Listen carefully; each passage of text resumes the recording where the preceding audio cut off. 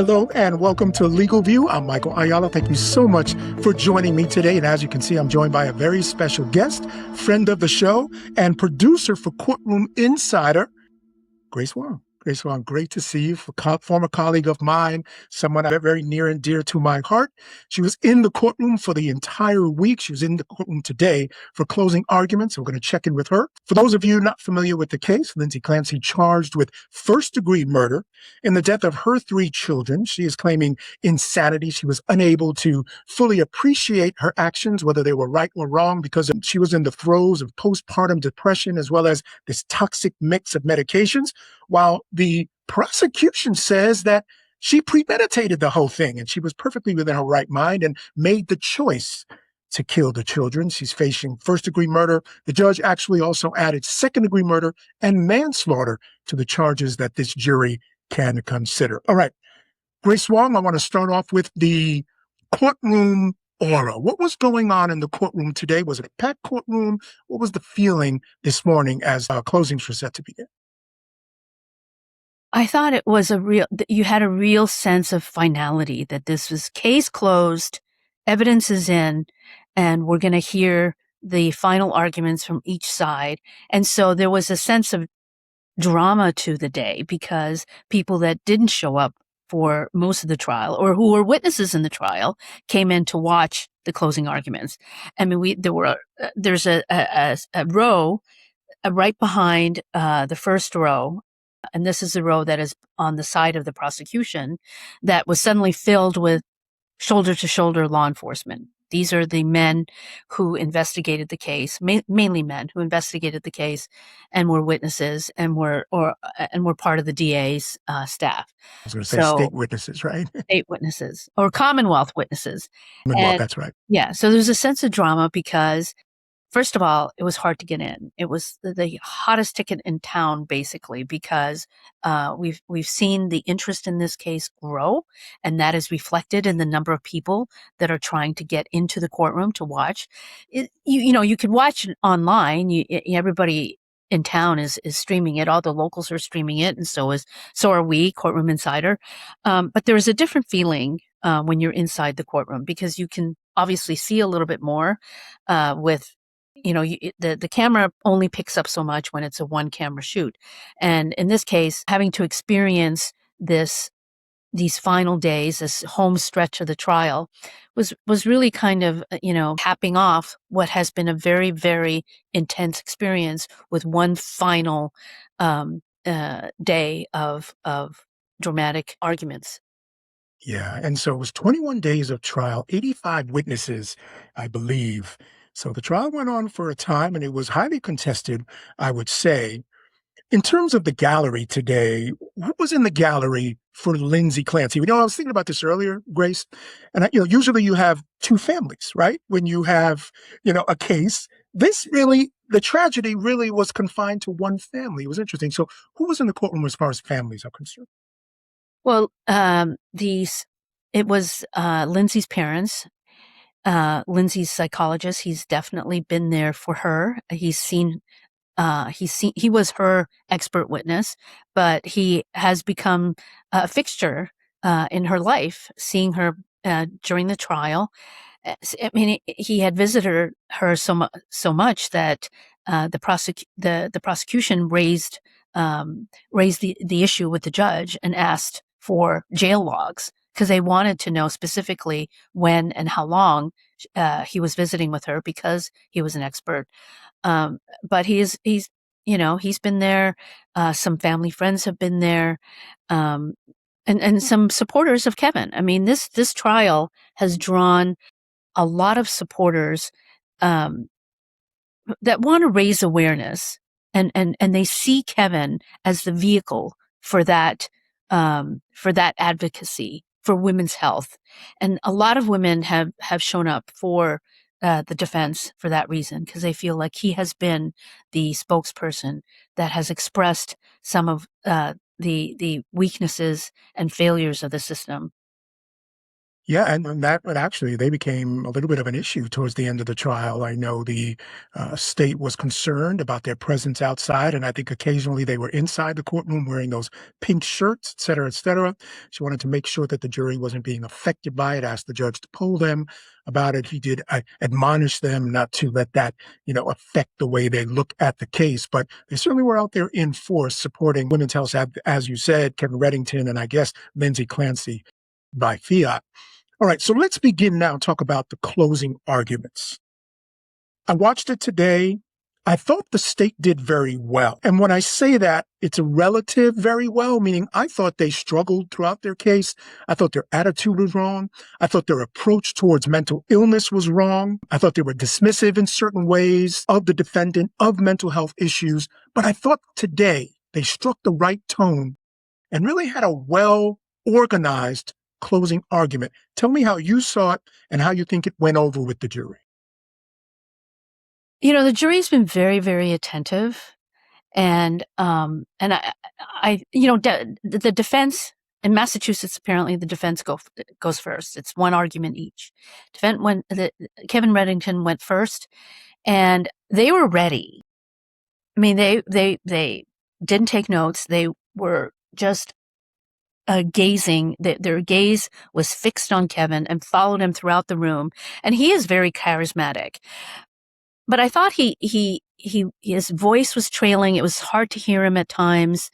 And so I thought he was losing a little bit of steam, just when I think he really needed to push through and put on his best argument. And he has really bonded with Lindsay Clancy. He held her hand during some of the very distressing testimony of the autopsy. He's been, he expressed his love for her, saying that she's really been beaten down, but he's been inspired by her strength and her just her presence and being there, and I think that there were some times when he was very effective, like when he showed the pictures of the family, the happy family portrait versus Lindsay in the hospital, after she had been injured and she's all, tubes and bloodied. And I thought that was very expressive, because that is the question that everybody is struggling with, is how does this warm, loving mother become a killer? And I expected him to follow through with that presentation, and he kind of jumped around a little bit, whereas the prosecution very successfully connected the dots, right? Their argument is they conceded. It wasn't that way for openings. They painted her as this evil mother who killed her kids by choice. And so even though, they conceded that she is mentally ill, but she was not so mentally ill that she could not conform her behavior to the requirements of the law, or that she didn't appreciate the wrongfulness of her. And so they walked jurors through that day, which is what counts in this case, is her mental state at the time that she killed her children. And so they walked jurors through and they connected the dots. Like in the morning, she conformed her behavior to the law. She drove to the pediatrician. The pediatrician saw no signs of psychosis. She is a trained observer. She says, the pediatrician who examined her child says that she does look for such signs, flat affect, and she didn't observe any of that. And then the prosecution went on to basically go through that day and all the decisions that she made. And I think the one thing that is really hard to dismiss is the call that she makes to Patrick, right? After he calls, she misses the call. And this is, according to the prosecution, right after she's killed the children. Yes. Because she doesn't have time between the callback. That's the big issue, Grace. That's the big issue. The defense says that call happened before she killed the children. The state says it happened after. And if you buy the idea that it happened after, the fact that she was in enough of a frame of mind to see that she missed a call, make the call back to Patrick, says that she was thinking and acting rationally. They even did something that I thought was very effective. They took the jury through the act of murdering the children. and that she did the oldest first. And they talked about the fact that she had complained about the oldest being the most rambunctious and problematic. So she got rid of him first and then went down the line. And these are all rational choices that she's making, not consistent with someone who should be in sort of this mania because she's responding to some auditory hallucination. Exactly right. And I thought that was very effective because that call was the instrument to keep Patrick out, right? She's delaying his return because if she had called back and said, "I just killed the children," that would have brought him back. But she had a plan and she hadn't killed herself yet. And part of the plan was to kill herself and she hadn't had time. So by calling him and telling him whatever that uh, whatever she said to She him, wanted to check if they had a certain brand ran of the right cold medicine, of right? the medicine Yeah. would have delayed his return and Yes. given her time to kill herself and to carry out that plan.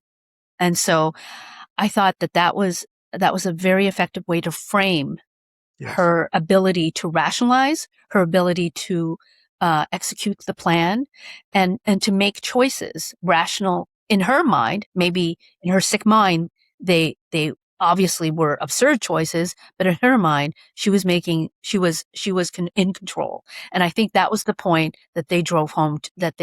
I thought did a good job driving home to the jury. I think that if you know, that is the question in the case. When do you believe she made that call? Because I don't care what any experts say or what you believe she was suffering from. If you buy the idea that she made that call after killing the kids, it's game over as far as I'm concerned. I don't know where I stand on that. You know, the timeline on this, I've seen so many videos of people doing timelines, et cetera, et cetera. I don't even know where to put it all. And I'm not sure where I land on that issue, but I think if the jury ends up buying that, that would be something that would be um, pretty hard to overcome for the defense. The other thing I thought that was strong in the state's closing was I thought one of the strongest points for the defense was the idea that you're always looking for someone to blame in cases like this, especially when there are child victims or very sympathetic victims. And I think Reddington had set up the system pretty well. The idea that the system had failed her. And they made the point that, you know what? She had better access than most women. She saw many, many doctors. When she didn't like the answers she was getting, she just went to a different one. She wasn't following protocols that they were giving her, wasn't taking her medication. She wanted to get better, but she wanted to get better on her own terms. And I thought that was effective as well to sort of get rid of this idea that it's the system. And if you feel bad for the children, you want to hold somebody accountable, it's the system. They said, no, it wasn't the system at all. Did that seem to hit with jurors? Did that seem to hit in the courtroom as it did with me? Yeah, I think that was an effective argument. But, I always have to go back to her just Lindsay Clancy herself, that she has no criminal history. She didn't even have a parking ticket. And she loved her children. She loved her children right up until that moment when she She decided did. she was going to kill them. And, did she kill them because she was in the throes of psychosis, or did she kill them because she wanted to kill herself and take them with her?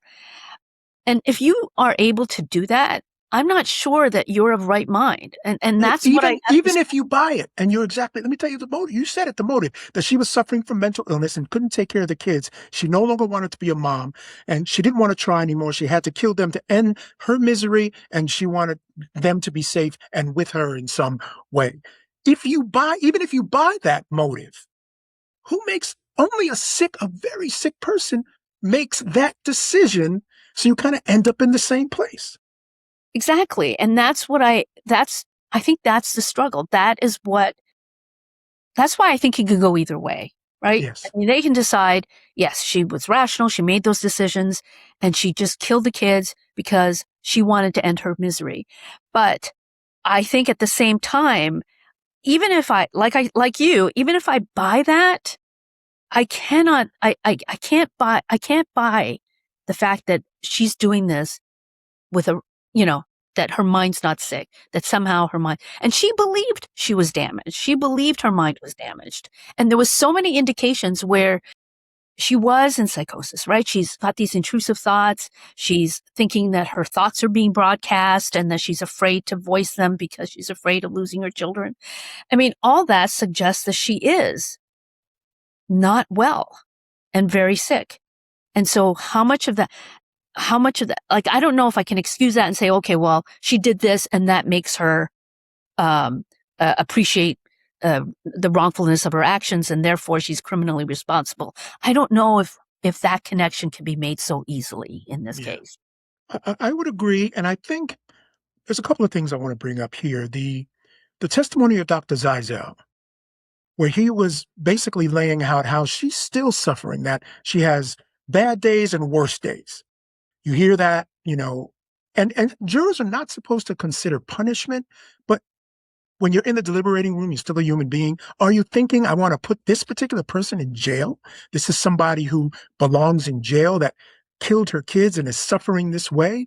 Do I still want to do that? So it becomes a question of, can you buy the fact? And I can buy it that she was mentally ill, but still understood that her actions were wrong.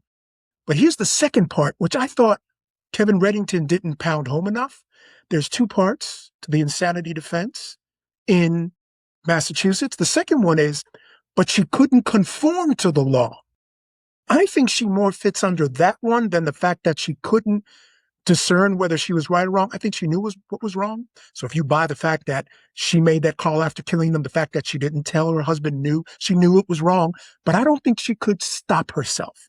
This was the conclusion she had come to, and this is what she was going to do, and she was going to complete that task, whether it was because of auditory hallucinations or not. Yeah, I mean, you put that really well because that is what, I try to reconcile is her.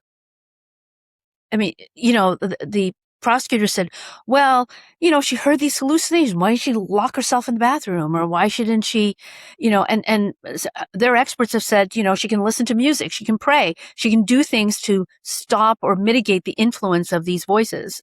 And, assuming that she heard them because they're questioning whether they were real or not, the voices. Are you But buying that? Are you buying no, she heard no, those? I think, I don't either. I thought Sathoff, their last expert, brought it home for me. A guy, now he talked to her 3 years after the event. So right. that's a little bit of a disadvantage when you're sort of comparing experts. The expert for the defense has been with her since basically after the incident. So he gets a little bit of points for that. But here's the deal. What he testified to, you don't need to talk to her at the time of, because what his point was, I've dealt with thousands, over 1,000 of these types of cases. And the way she's explaining this, the fact that she says the voice says different things at different times. Yeah. Number one, she wasn't consistent. And number two, that it only happened that one time. And again, we're going to assume that she said she maybe was hearing them before, but didn't tell people. But let's assume that wasn't the only time it happened. He said, that's not the way this goes down. You hear it before and you hear it after. It's not something that just happens the one time. So I kind of am in the boat that I don't think she heard auditory hallucination. Well, she claims that she did, but then how else would you explain then killing her children then is there had Just the to have been decision something. making of a sick mind. It's a sick Yeah. mind that thinks this solution is a good one for my problem. And I have a very, very awful problem that's crushing me. And I take the love that I have for my children, and I think this is the ultimate expression of love. I can see that. I can buy that. I understand that in terms of explaining her behavior. I'm not saying, I don't think any of the doctors quite said that. I thought that was the prosecution's argument early on, to be honest with you, but that's not where they ended up. Exactly. But you Right? put That was it their very argument in the beginning. yes, that was their argument. But you put it really well. I mean, I think it's going to be a very, very difficult decision. I don't think it's going to come easily. I think they're going to go through some of the evidence, and there's a lot of it. I mean, Yeah. there's over 300. There's hundreds of exhibits. You know what I think is going to be important, Gracie? I think, so if I was in the liberating room, I'd want to see the tapes of her interviews with the doctors. right? Because I feel like that would tell me a lot about who she is. I need to see her more. She didn't take the stand, testify in her own defense. I need to see her more. I would want to see tapes of her talking about the incident. I believe that that would tell me a lot. Well, that's going to take days, right? I Yeah, mean, and I think this will take days. this is, I think the interview alone is 3, 4 hours. So if they stop and listen to that tape, they will be able to discern for themselves whether she's being honest and forthcoming, which, instead of listening to everybody else say what they had to say about her demeanor, they can see it for themselves. And I think that that is a very valuable tool for them in their deliberations. And ultimately, I don't know if that's, what how that's going to weigh in on their decision, but it's not going to be an easy one, especially if they start going through the evidence and reviewing it, because a lot of it cuts both ways, even the experts.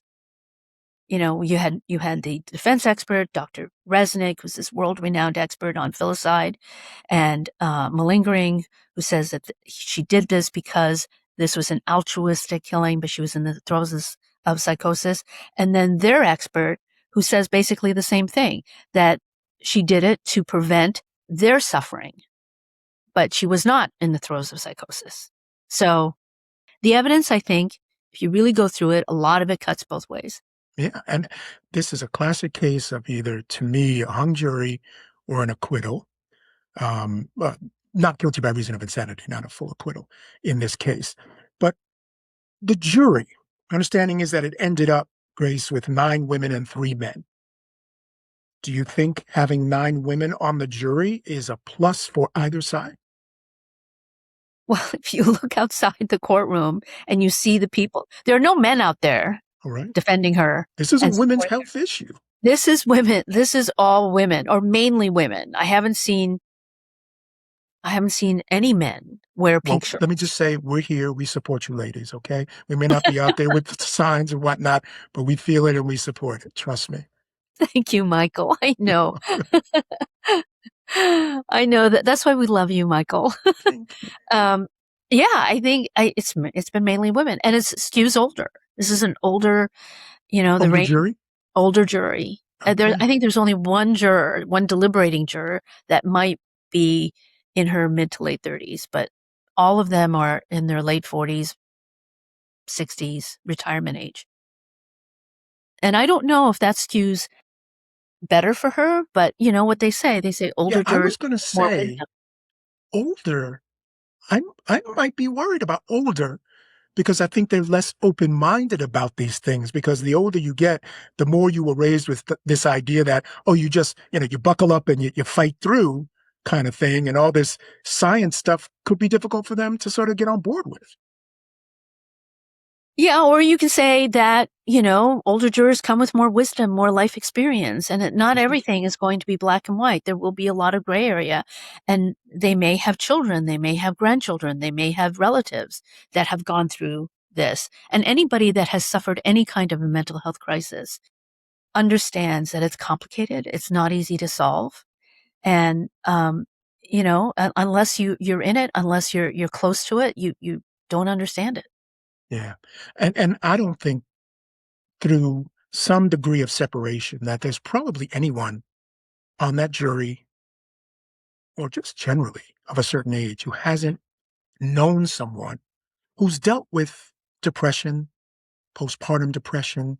So, whether it's 1 or 2, 3 degrees of separation, most people have had some connection to it or know someone who has. Well, the jurors were asked about that's Okay. a specific question during voir dire is what their experience was with mental health. And I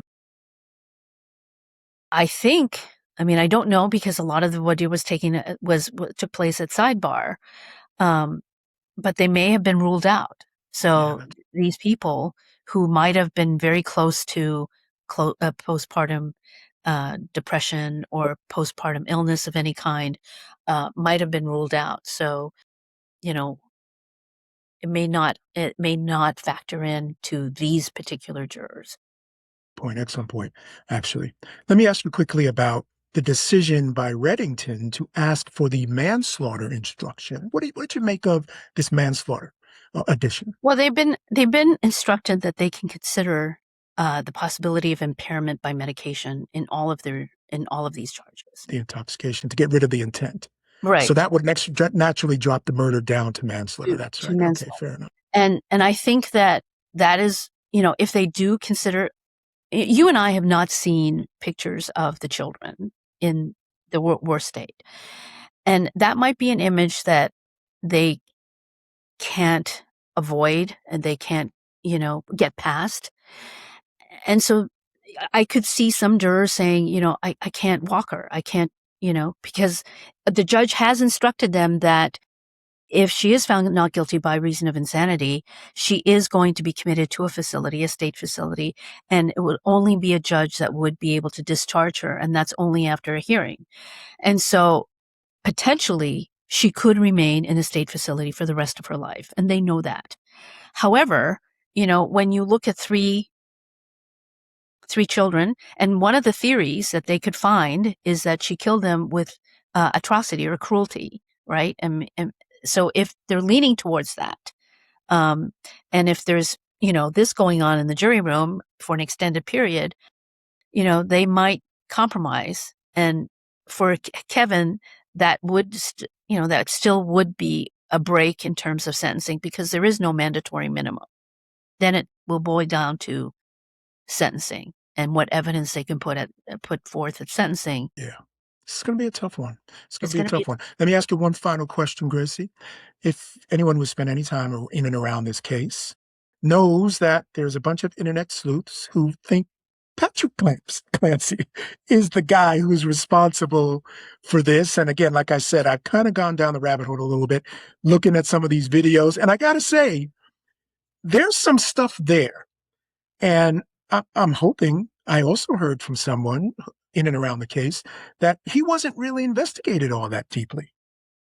Do you get any sense or have any feelings, and you've been digging in and been in this case, about Patrick Clancy and his possible involvement in any way? The timelines don't match up. Some of his testimony doesn't match up. The temperature of the body being outside for that period of time doesn't match up. What was the other thing that got me yesterday? Oh, the fact that she probably couldn't talk when he found her, but yet she's telling him things. I mean, all these things that they make you go, they do. And I'm not a conspiracy guy. I'm really not. Yeah, well, they didn't hear the 911 tape. I Yeah. think it's very unfair to criticize Patrick and implicate him in the murders of his children. There is no evidence to suggest that he killed his children. And he has an alibi. The window of time in which the children were killed, he was on tape picking up takeout food on the phone in CVS, and he's on tape there. So I think it's just it And here's what I sounds think, Grace. sounds If like a there was, very fanciful yeah, conspiracy people on the theory. internet with nothing better to do. But here's what I have to say about that. When I've responded to folks who've kind of thrown that out there, I say, do you think for a minute, if there was enough to point the finger at Patrick, that Kevin Reddington wouldn't be all over that?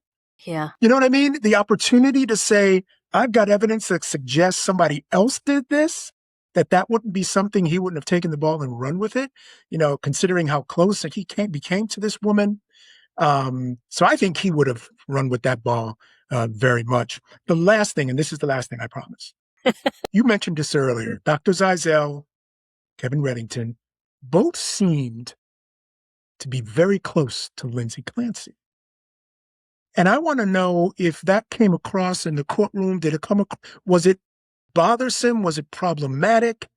I thought Dr. Zeisel came real close to crossing a line in terms of the way he was sort of talking about it and the way he was going about his job. Kevin, sometimes you just get close to people when you're representing them. And I think he really honestly felt like she got a raw deal in this situation. But did any of that come across, or any of those feelings sort of play out in the courtroom at all? I can't say that not in any obvious ways. Zizal was there, and a pretty steady presence after his testimony, and he's not charging her and charging the team, and he is very close to Kevin, and they work well together. And Kevin tends to work alone. If you've noticed, he He's a doesn't have lone wolf. co-counsel. He's a lone wolf. He does not have co-counsel, and he's told me that he doesn't get along very well with other people. So, so He he doesn't this play is well with others. Shocking. right. He doesn't play well with others. I can see why. I mean, Absolutely. I've seen some of his interviews outside the courthouse. I mean, I'm telling you, he's a bulldog in every sense of the word. he does not suffer fools very well. No, And if he not at thinks your all. question is not stupid, if he thinks you're asking a stupid question, he will He not will let you hesitate to know. tell you that That's it's a right. stupid question. And, I think that, uh, they like her. She's a broken, she's a Sympathetic broken wolf. person. She's a tragic figure. And I think there's a natural empathy or sympathy that goes toward her when you get to know her as they have. Kevin is he's become very close to her. And let's face it, he's a criminal defense attorney. I mean, he represents a lot of very bad people. And for defense attorneys, she's a dream client. She will listen to him. She will do what he says. He will, I don't think he's getting much pushback in terms of any advice or any direction that the case is taking. I think she has a lot of confidence in him. And, I think that comes through. I think that is very obvious that the two have bonded and that he cares very much for her. Um, I mean, in a very paternal way. Yes, of course. And so I does think he's in Isaac. his 70s, right? He's Yes, 70 something. yes. Still going strong in the And 70s. still going very strong. Still going strong. Because, trial takes a lot out of you. All right. He started out strong. I thought he tried an incredible case and then ended with a little bit of a whimper, but I don't think it was enough to derail what he was trying to do with this case. But Grace Wong, thank you so much for taking the time out to join me. Let people know where they can find you, find your work. I know you're working with Courtroom Insider. Give us a little bit so folks know where to get your stuff. Yes, please go on YouTube, courtroominsider.com, and hit the subscribe button, and you'll see highlights from the trials that Courtroom Insider streams, and Nate Eaton, who's a popular figure in the true crime world. So, Yeah. He might be like, he's kind of the man in true crime right now. Yeah, he kind of, this whole Daybell thing, I think, started a lot of this online stuff. He's of kind of a course, it pioneer. started right. I mean, Yeah, he chased her all the way to he's a Hawaii. pioneer. He's a And pioneer for and sure. that, if you can remember that classic footage, where are No your question. children, Lori? Yes. Yeah, yeah, that was definitely a true crime moment for Yeah, true sure. crime moment. All right, So, Grace Wong, thank you so much for joining me today. Truly appreciate it. You have a wonderful evening, folks. Thank you as well for joining me. And after going over to Courtroom Insider, make sure on Legal View, you make sure you like and subscribe here as well, because we'll always have our wonderful friend of the show and contributor, Grace Wong, and bring us the stuff from inside the courtroom. All right, Grace, thank you again. Folks, have a great night. thank you, Michael.